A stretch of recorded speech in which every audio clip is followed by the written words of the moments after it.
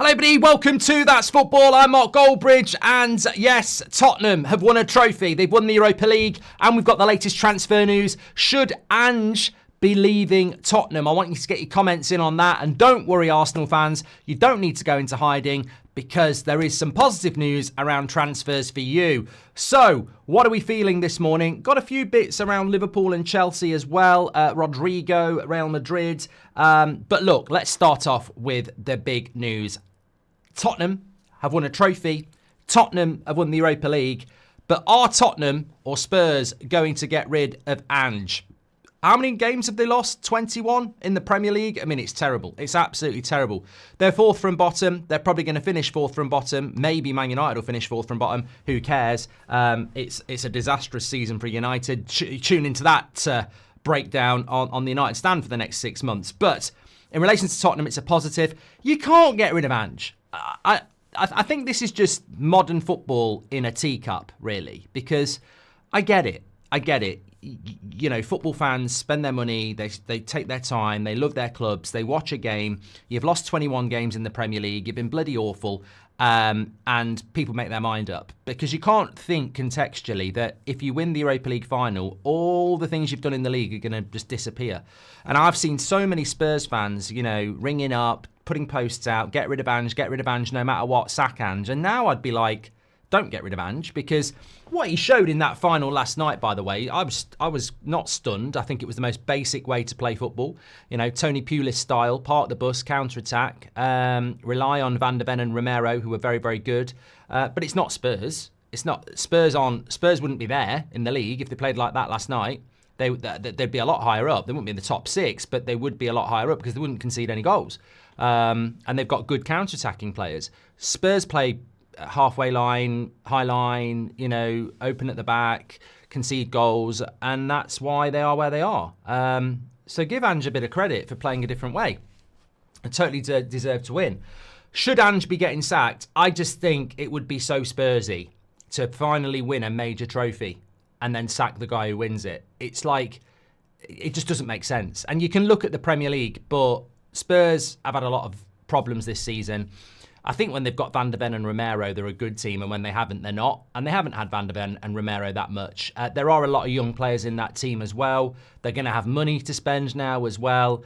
I just think, why break it down and rebuild it? These players are now trophy winners. That can do a lot for people's careers.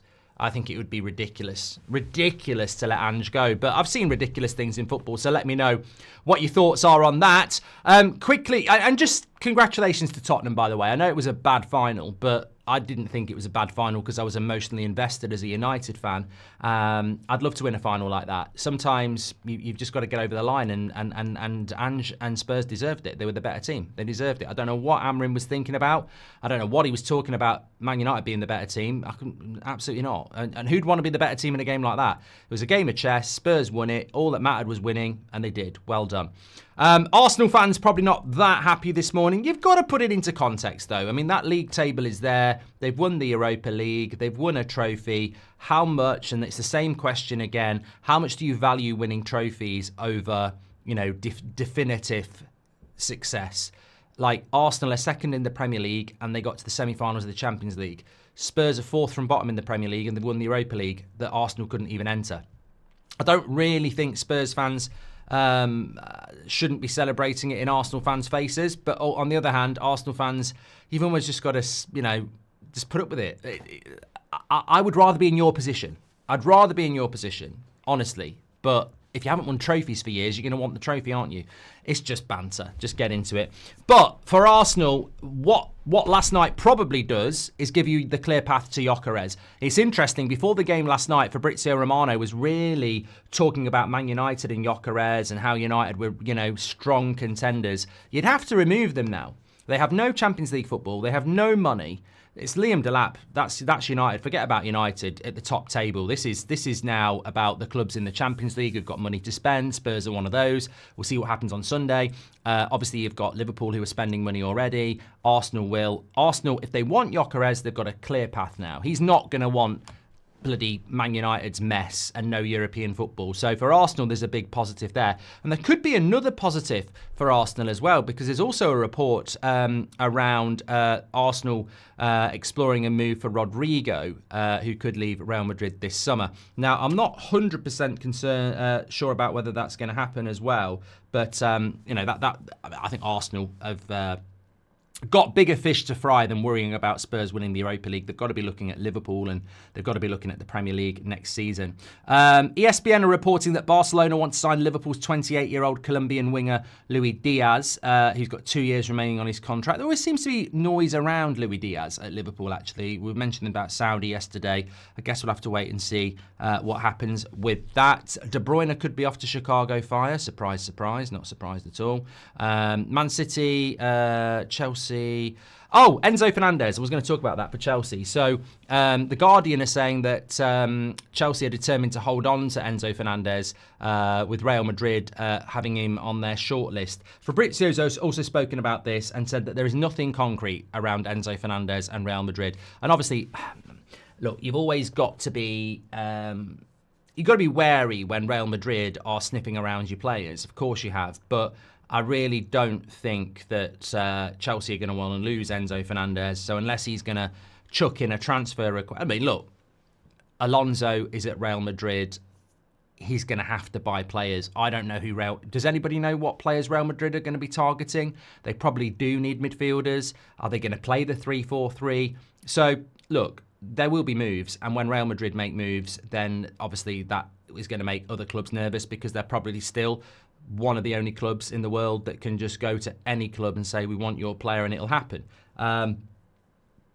But as per Fabrizio, it's not concrete at the moment. So, look, another big game out of the way. The Europa League does change things. Man United, obviously, that impacts them on the market, which can help clubs like Arsenal. We were linked to Turkey yesterday. I can't see that happening either. So it just takes Man United out of the equation, which is good for anybody else who's looking at players that Man United might have been looking at. But Spurs aren't going to go and get Gyokeres. Spurs aren't going to go and bid for a player that, maybe Arsenal are going for anyway. So that it does change the dynamic with the transfer window. And of course, Sunday will change the dynamic of the transfer window massively. We're waiting to see what's going to happen in the top half of the table with the likes of Chelsea and Aston Villa and Nottingham Forest, and that will make a big difference as well. Obviously, I think there is one player we can remove from the transfer market unless there is a major upset at St James's Park on Sunday. Everton obviously go there. I expect them to lose. Newcastle win. They get in the Champions League. Isak stays. I think that was a story that we were maybe looking at a few months ago, but Newcastle's end to the season has been incredible, and Isak, with those owners and Champions League football, you don't need to go. You don't need to go. But it's hotting up, very interestingly. I mean, look, as I say, I don't think we'll be mentioning Man United that much on here over the summer, because I think there's going to be a lot of big deals done that United aren't going to be involved in.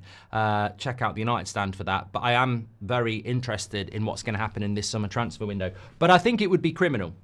Despite Spurs' league position, I think it would be criminal to sack Ange, because ultimately he said he wins a trophy in his second season, and to say that at a club like Spurs and do it, he's right. And it's not like Spurs are a team that are known for winning trophies and getting top four. They are top four, or a trophy for Spurs is a huge achievement.